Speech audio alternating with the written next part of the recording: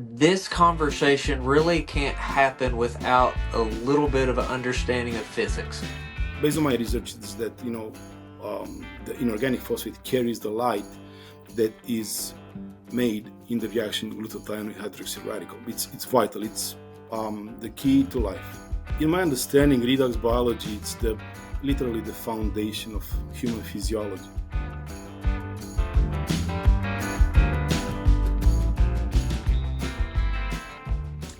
Dr. Neatu, I am so excited to be visiting with you as we go into a topic that I think we don't talk enough about because it very well may be fundamentally one of the most foundational aspects to health that we can do. So, if you look into cellular redox across the YouTube world, Google, whatever, it is not a lot of information that even makes sense. So, I would love for you to give us that brief introduction to who you are, and then we're going to start trying to peel back that onion of what is redox.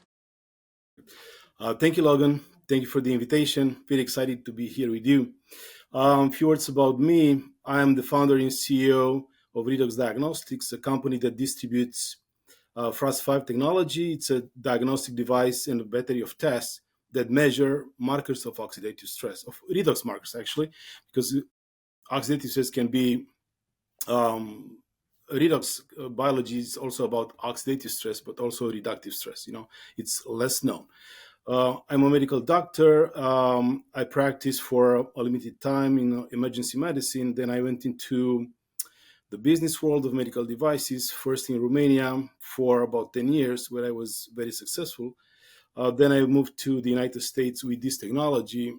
And while here, I started to dig deeper in the topic of redox biology, trying to understand myself, all the, nitty gritty of the redox processes, also interacting with researchers and scientists, trying to sell the technology. So I developed, I would say, probably a deeper understanding of the processes. I see pretty much, what's going on the internet, and I think it's a lot of misconception around the topic of redox about the roles of reactive oxygen species. They are blamed as being the bad guys. They're not. So I think at this point, I kind of have a different perspective on redox than general understanding in the mainstream. Absolutely. So let's dive into that a little bit. So like my, layman understanding on redox is that we need a net negative charge for a cell to operate properly. So if that is the case, we start looking at this redox, which is either oxidative or reductase, whereas we are moving electrons back and forth, right? So what can you explain kind of that high level, first of all, if I'm accurate in that assessment, and then if why this affects absolutely everybody and is such an important thing that basically nobody ever talks about, or if we do, we make it really, really complicated. Yep. So, in my understanding, redox biology it's literally the foundation of human physiology. Okay, for many reasons. So, I'll start with, let's say, a short introduction of reactive oxygen species. Okay, and their roles in physiology. And I would say first that there are four major reactive oxygen species. It's hydroxyl radical. Okay, which is a molecule of hydrogen and oxygen, which is missing an electron on the lowest unoccupied molecular orbital in the oxygen atom, making it the most reactive free radical. Okay. Then we have the peroxyl radical, which is a molecule with two atoms of oxygen and one hydrogen, missing again one electron with an oxygen. Then we have the superoxide anion, the oxygen molecule O2 with an electron, with an extra electron. And then we have hydrogen peroxide, H2O2, water with two oxygens. These four molecules, they make up the reactive oxygen species. And while they are considered to be random molecules or accidental molecules in the body, they are not. They have very well-defined physiological processes. functions. The problem occurs when they are in excess, or where they, let's say, their counterparts, do not function properly. For example, in terms of functions, one of them is energy production in the cell, in the pair hydroxyl radical with glutathione. Okay, it's a pair where the hydroxyl radical, it's an hydrogen and oxygen, looks to stabilize itself, meaning to acquire an atom of hydrogen and an extra electron. This comes from the molecule of glutathione, GSH, has a thiol group with an hydrogen and with a very high energy electron on it. So in this reaction, glutathione donates a hydride ion, an hydrogen with an electron on top, with minus, to the hydroxyl radical, makes a molecule of water, and on the way, that high energy electron loses energy and emits photons. Okay, so biophoton emission happens in the mitochondria in this reaction between glutathione and hydroxyl radical, what is called in chemistry HOMO-LUMO reaction. It's HOMO coming from highest occupied molecular orbital and LUMO, lowest unoccupied molecular orbital, meaning the electron that fills the orbital in the free radical comes from a high energy, so it has to lose energy to go to the lowest level of energy. In that process, is called energy cessation. Okay, that energy is emitted as a photon. Okay, this is how photons are emitted in the mitochondria. Okay, so this is one very, very critical function. Okay, of the ROS. Now, another very important function is the redox sensors, in the different organelles. So all the physiological processes are modulated by redox sensors. What does it mean? There are, let's say, in complex 5 in the mitochondria, okay, where the ADP is produced. There are redox sensors, which are the thiol groups, sulfur, hydrogen. So it was proven in research that when these two thiol groups are oxidated, so they form a disulfide bond, the ATP synthase will not spin clockwise, will spin counterclockwise. Okay? So because that is a spin over there. It's a lot of spin in the complex 5. So when you have those redox sensors in the reduced form, SH, sulfur, hydrogen, the ATP synthase spins clockwise. Okay? When it's oxidated under action of hydrogen peroxide, it spins counterclockwise. So that's just one example. Research has proven in the ribosomes there are 8,000 redox sensors. So all sorts of actions, in different organelles are mediated by these redox sensors. That's why it's extremely important, to have a state of redox homeostasis in the cell for this process to perform properly. Because in a state of oxidative stress, when you have higher levels of hydrogen peroxide, all these processes, go haywire. For example, ATP synthase, if it's stuck, in the oxidated form, it spins counterclockwise. You not produce energy in that state. You actually hydrolyze ATP. You lose energy. Okay, so the implications are multiple. Same for the centrosome. The centrosome is also modulated by redox sensors. The same thing. I don't know if you're familiar with, but the centrosome has two centrioles.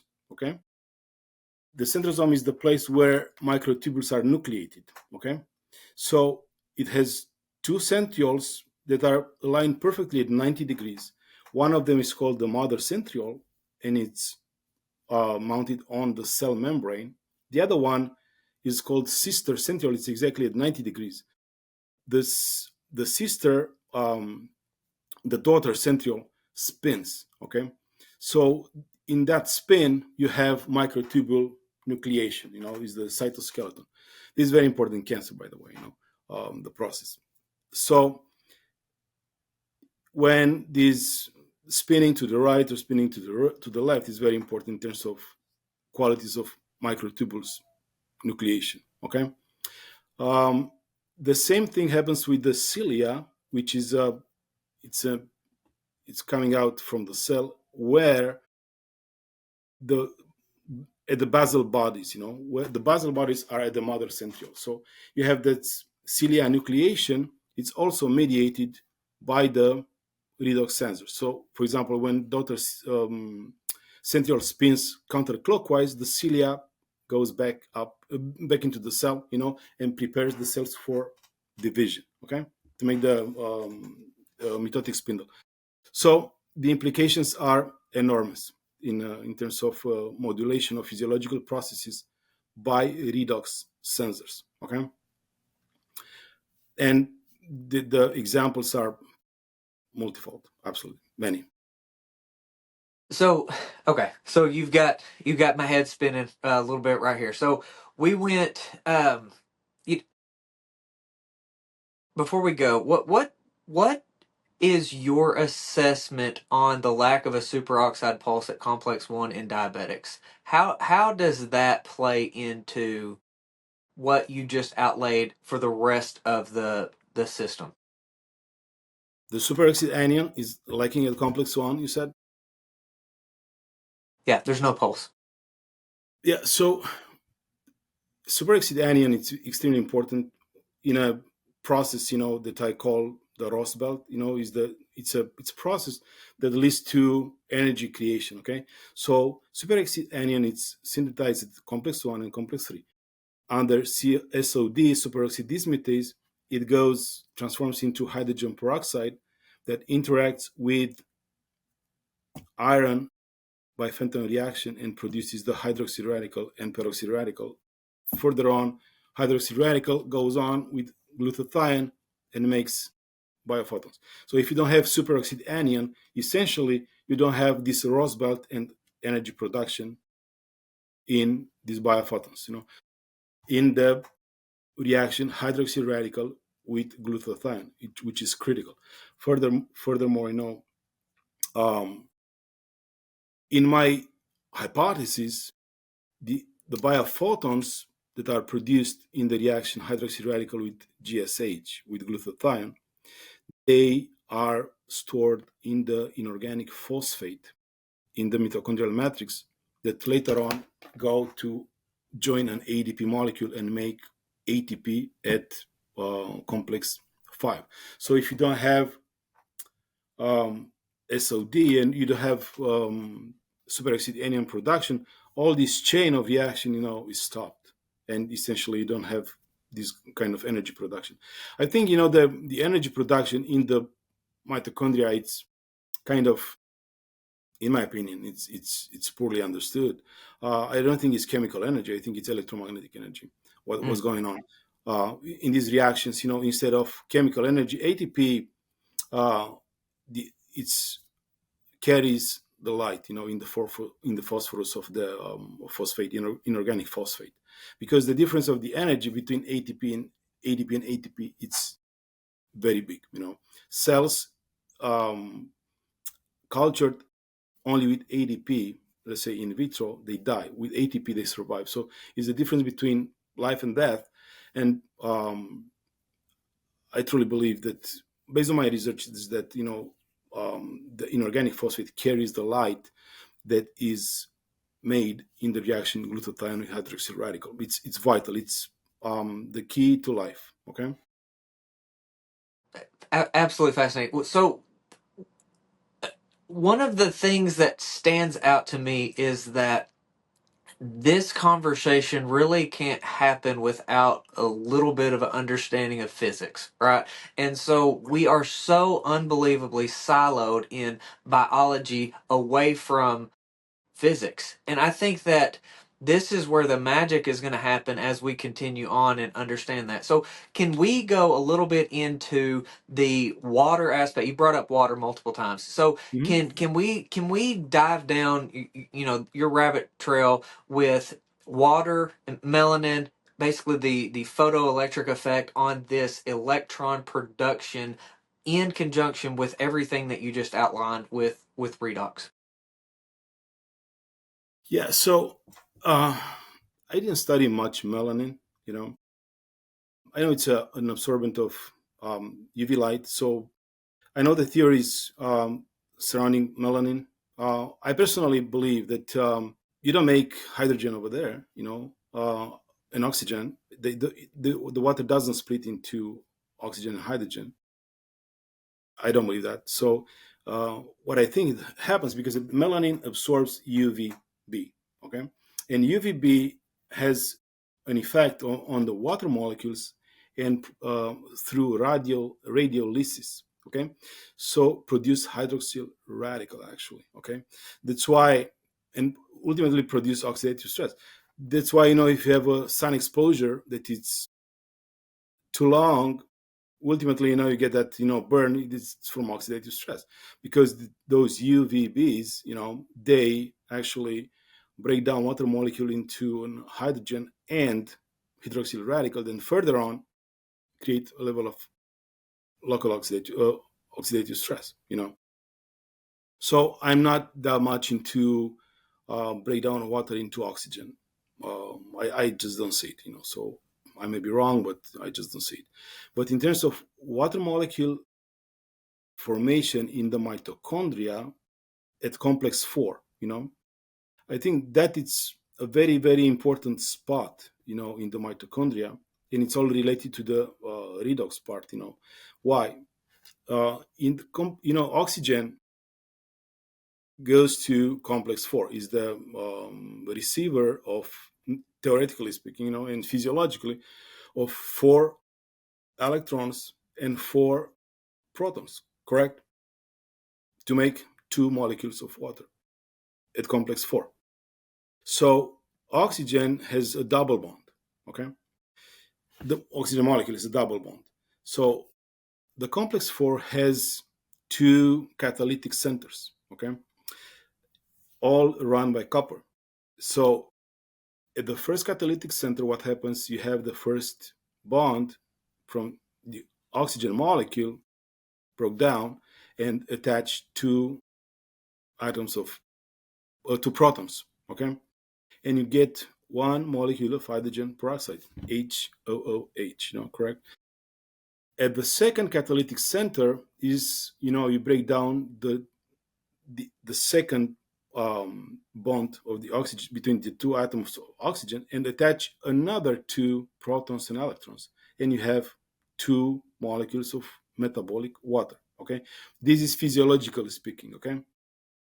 But what happens when, let's say, you don't have the breakdown of oxygen bonds completely at complex 4, and you have only 2 protons attached to that molecule? You have a molecule of hydrogen peroxide instead of having 2 molecules of water, correct? Because the bond is still there between the oxygen.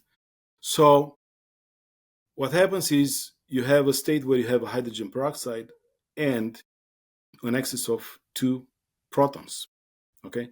That creates an acidic environment. I remember Morley talking about the pH at complex 4 should be precisely 7, okay? So for the reactions to take place. So you cannot have more or less than 7. So also based on my research, when this happens, the and the body cannot, the catalytic center cannot break down the bond of oxygen, and you have this excess of 2 protons, they will undergo an electron capture process called low energy nuclear reaction, and that proton accepts an electron and becomes a neutron, okay? And it's not any kind of neutron, it's an ultra cold neutron, okay? These ultra cold neutrons doesn't carry any charge, okay? So it doesn't affect the pH, so it's a neutral. But what happens with it, it gets captured by other atoms like oxygen and makes isotope oxygen 17, oxygen 18, carbon, hydrogen becomes deuterium, nitrogen, and so forth. So in case, let's say, you have a problem with complex 4 malfunctioning, and you don't do 2 molecules of water, but you do only a molecule of hydrogen peroxide and 2 protons remain uncoupled, these reactions happens, the capturing an electron by a proton and becoming an ultra cold neutron.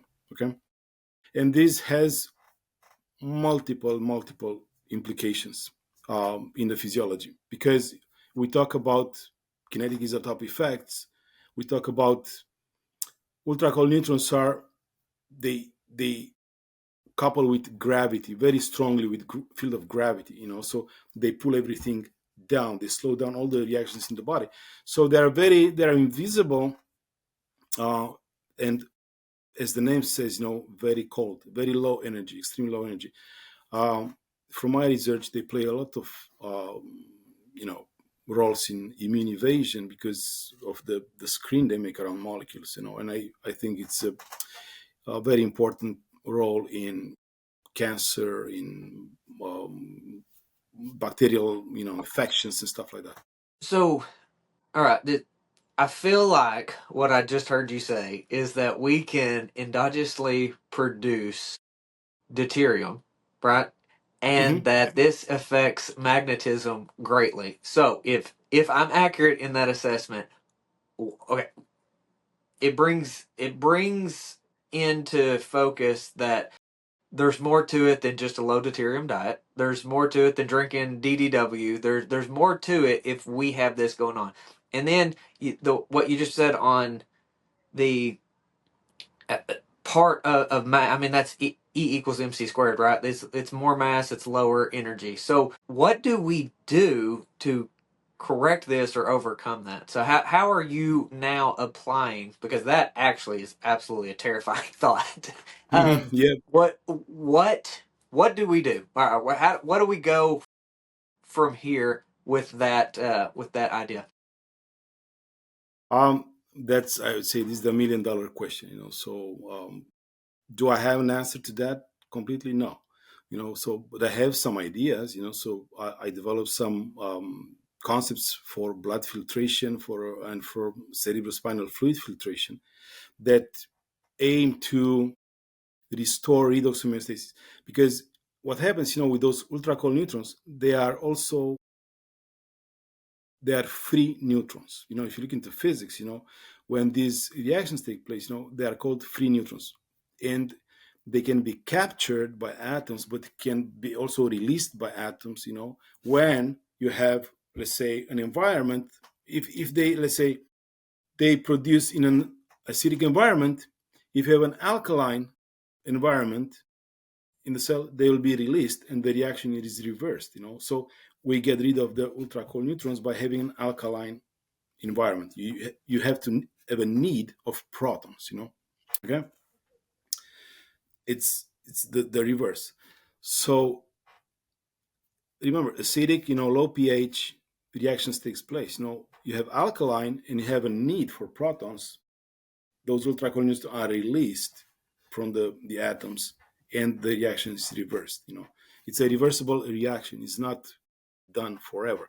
But if we keep going with the same lifestyle and, let's say, an acidic environment in the body, there is no need for them to be released from the atoms. So they are just stuck in there. Okay, it's just a reversal process, a reversal, aiming redox homeostasis, aiming alkaline pH, in the body, um, is what we have to aim for. Okay, now I have some concepts developed for blood filtration that, let's say, consider many reasons of redox dyshomeostasis, like heavy metals are very important, factors in oxidative stress. Why? Because they bind with glutathione, okay?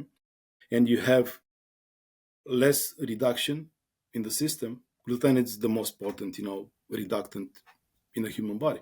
So if you have, let's say, lead, mercury, cadmium in the system, they will bind preferentially to glutathione because they have high affinity for the thiol group of the glutathione. And they will make protein mixed disulfides. There are compounds between, a molecule of glutathione, one atom of heavy metal, and one molecule of protein. It's called protein mixed disulfides. And if they are not recycled, in the liver, so the heavy metal is released and the glutathione is recycled, then the glutathione is stuck. So the reductive pool of glutathione is reduced. And if you have the reductant pool reduced, you have the oxidation high, so it's like communication vessels, so you have to have them both at the same level, okay, oxidation and reduction to be in balance, so you have redox homeostasis. So when you have low pool of reductants, oxidation grows, oxidative stress, it's a vicious circle. So part of the things is to remove all the heavy metals in the body.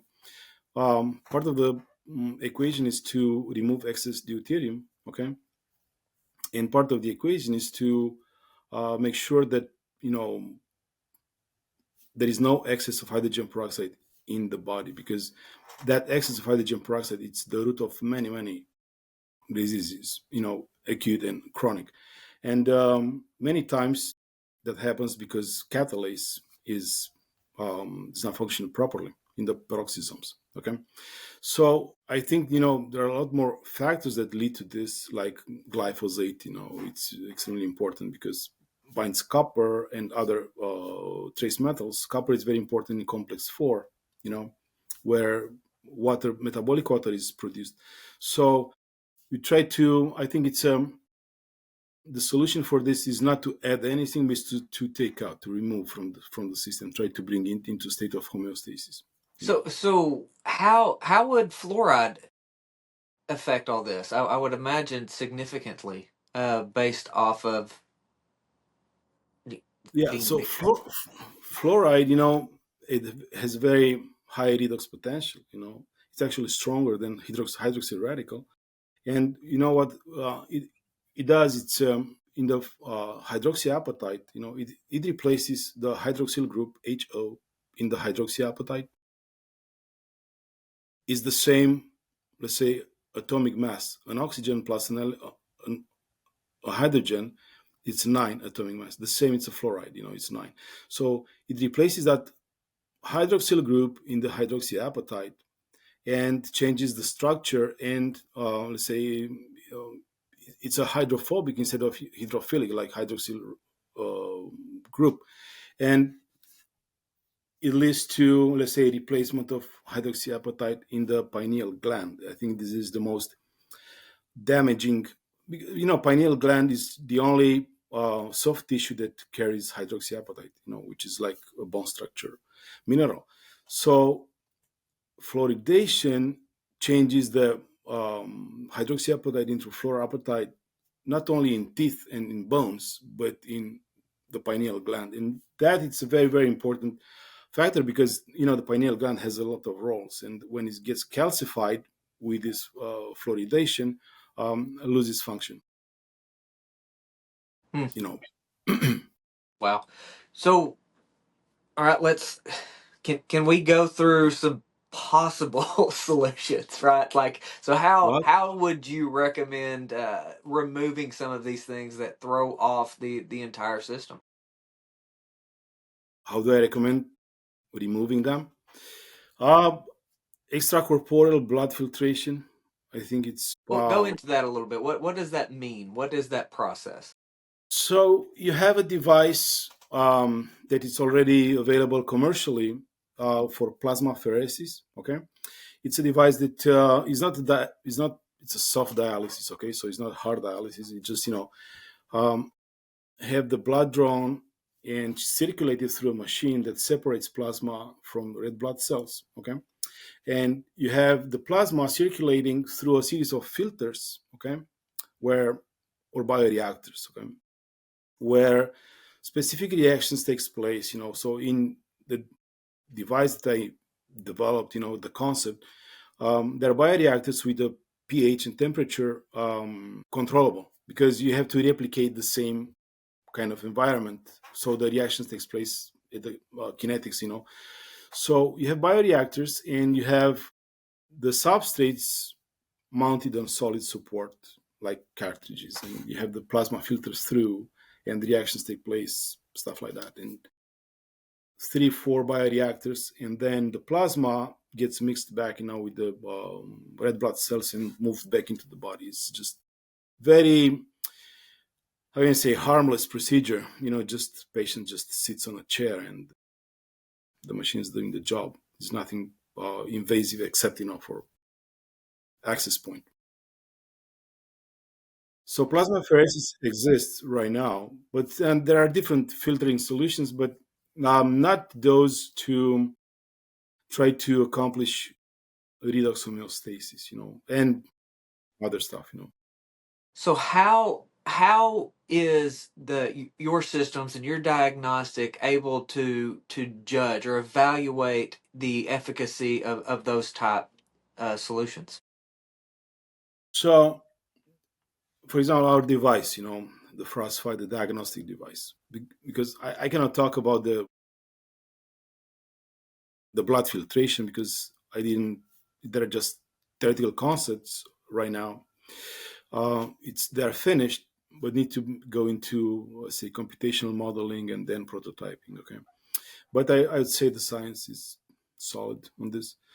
But for diagnostic at this stage, our Frost 5 system has 2 blood tests and 1 saliva test. The blood tests are one Deuterium test measures the pro-oxidant status, so measure the hydroperoxides in blood. Okay, meaning hydroperoxides being hydrogen peroxides and the derivatives of hydrogen peroxide, meaning if hydrogen peroxide oxidizes proteins, lipids, nucleic acids, makes a class called hydroperoxides. And we measure that class of compounds, hydroperoxides, with one of the tests, with the Deuterium test. It measures the level of pro-oxidant status in the body. So how much oxidation you have in the system. Okay.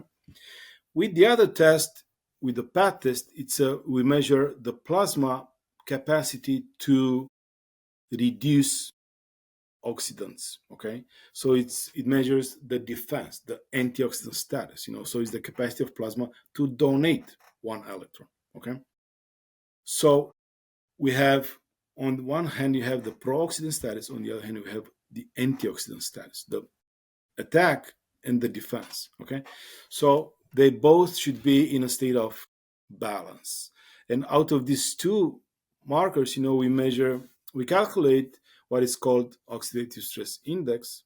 It's an index made, it's a single number, excuse me, and it shows you where you are in terms of homeostasis, because either to the left or to the right is bad. Okay, to the left meaning you have too much oxidation, like Deuterium test is high, and low reduction, it's oxidative stress. But you have the situation when you have low oxidation and high reduction, and it's called the reductive stress. Okay, so you don't want to be there too. Okay, Can and you go into that just a little bit more? Because I know like a lot of the alternative cancer approaches are to just overload the system with antioxidants, right? Whether it's correct, vitamin correct, C yeah. or whatever. So Do you care to explain why that may absolutely not be a good idea? yes, absolutely. So this is what I wanted to develop a little bit.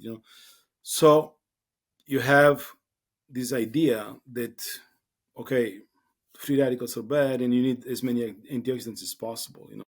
So this is completely, it's very dangerous approach. Okay, and I see a lot of people these days, in the functional medicine and the whatever, doing IV glutathione, vitamin C, and I think this is extremely risky proposition, to be very honest with you, and actually damaging. Why? Because if you don't need, let's say, reduction, okay, and you overload the system, you'll come to actually suffocate the oxidation part. So I see all the time situations with low Deuterium test, which is low oxidation, and high PAT test, okay?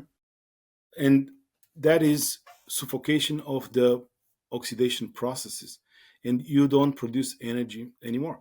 And let's say many cases when I heard people talking about, lacking energy, going to have their glutathione IV to get some energy and then falling back again into low energy. And why is this dangerous? Because you have, let's say, little oxidation, high reduction. Glutathione gets very easily oxidated. Okay, glutathione, after it donates the proton, becomes oxidized glutathione GSSG. So the reaction is hydroxy radical plus GSH. You have two molecules. You have two molecules of water and one molecule of GSSG, is the oxidized glutathione. Okay, that needs to be recycled.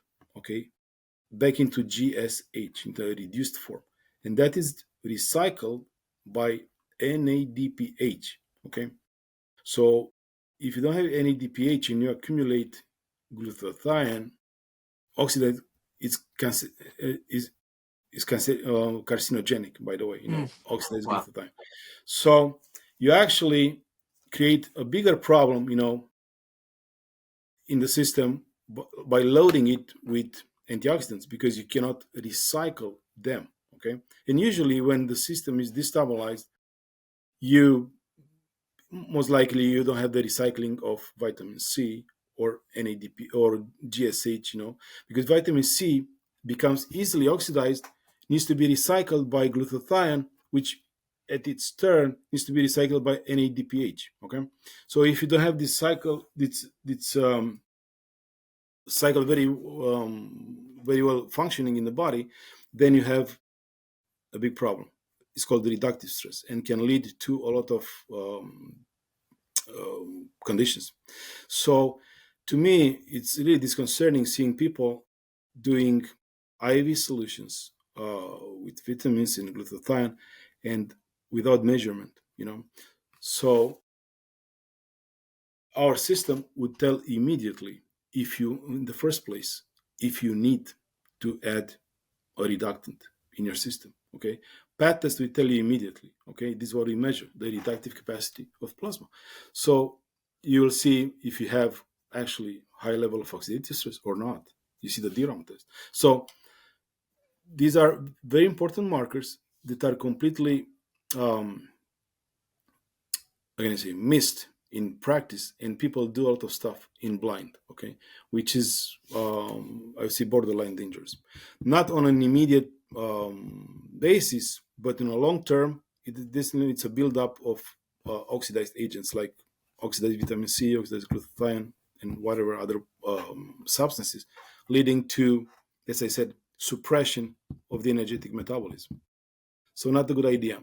The good idea is to measure and see exactly where you stand in terms of oxidation and reduction, and try to do whatever measures, maybe lifestyle modification changes. I don't know. There are many things that you can do to stay in the green zone, in the redox homeostasis, and only then you consider if actually need this kind of treatments. I think that you just laid out why this is unbelievably complex and we don't understand very much in the grand scheme of things. And I a big takeaway for me, and correct me if you think I'm wrong, is you almost just made a massive argument against the NAD supplements and infusions too. So I'm not against the infusions. I'm for measurement. Sure. So Well, blindly doing the hey, infusions. How about blindly, that? yes. I think it's a risk, definitely. Yeah, I think it's a risk. And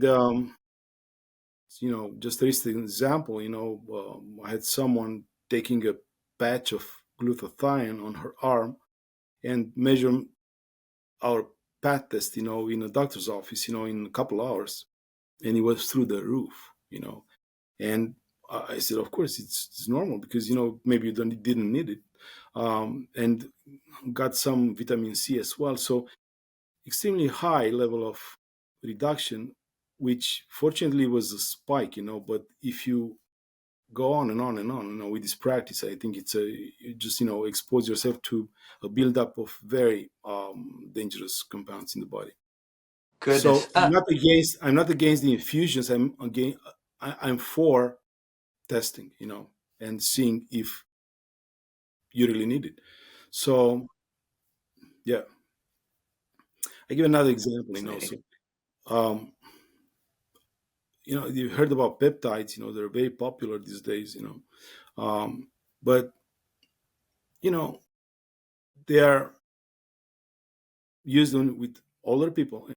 Normally, older people are under oxidative stress. Okay, so peptides are very easily oxidized. Okay, so why not you before you know giving a peptide, measure the patient and see if it's really in a state of oxidative stress or not, and don't just give blindly a peptide, which will get oxidized, by the way, quickly, and it will build up in the system. So I think that while they are very good in terms of therapeutic aspects, testing, it's very very important. So you first bring the patient into a state of homeostasis, and only then I think it's advisable to give this therapy. Thank you for breaking all that out. So like as we I got so much to process, Leonard. I got so much to Mhm. process what you laid out, brother. Give us some lifestyle things that you believe impact redox as a whole. Some positives, maybe a couple things that we can avoid, because the big takeaway I want to get, and hopefully we follow up and we continue diving down these rabbit trails, is what can I do for my son, right? Like, so previous stage 4 cancer diagnosis, what are the things that I can make sure in our day to day lives that we're doing to help this extremely complex, function?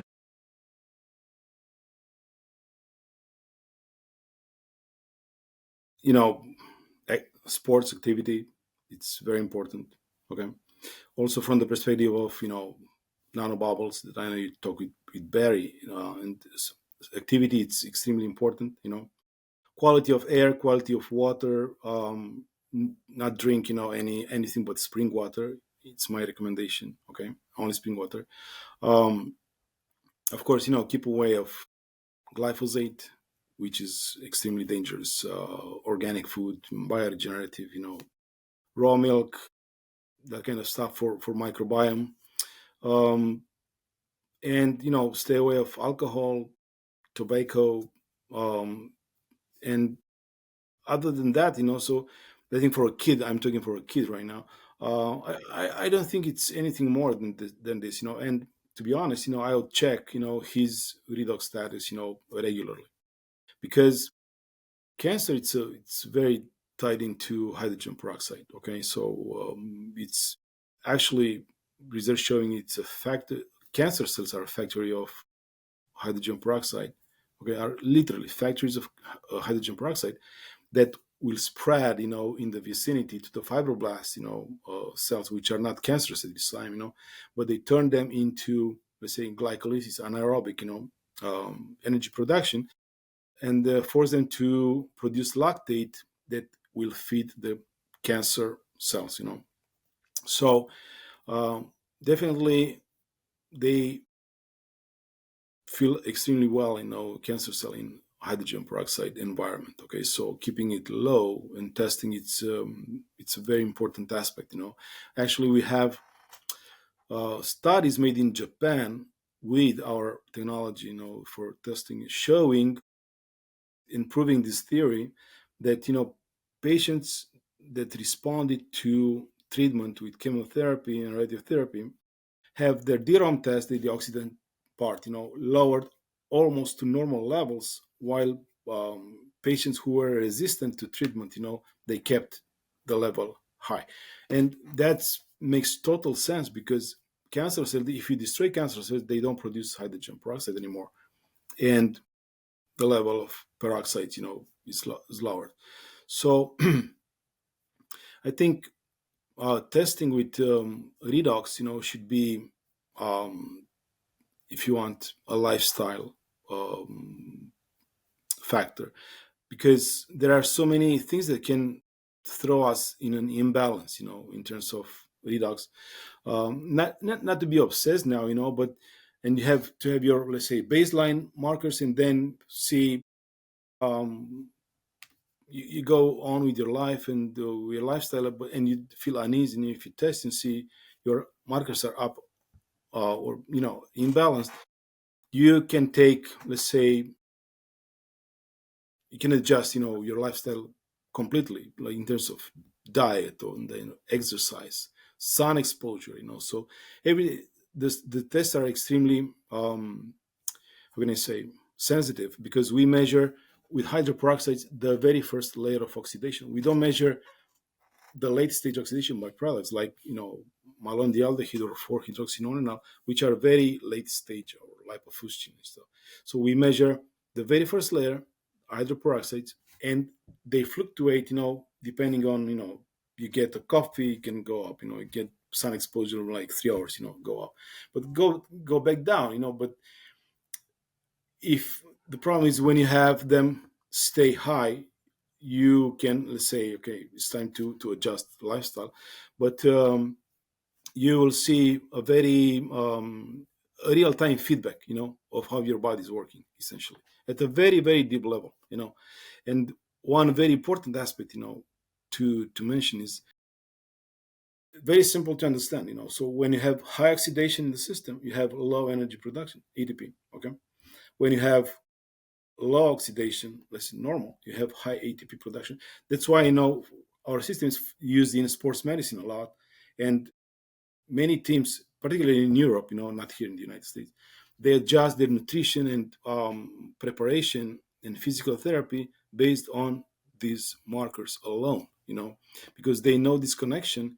And for example, for an athlete, the low the lower the DROM test, the oxidation in the system, the better, the bigger his capacity to produce ATP in effort is. So you want him to stay low, even lower than normal for, let's say, non-athletic people, because you want to have a buffer when it goes in effort.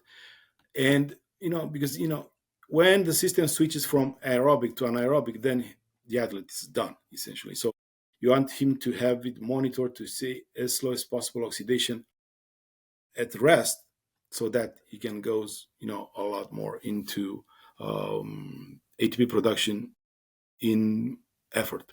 Okay, so it's very convenient way, very easy to test. 5 minutes. Results real time. Absolutely. Fantastic. Fantastic. Thank you so much for taking the time. Again, I look forward to continue to dive down.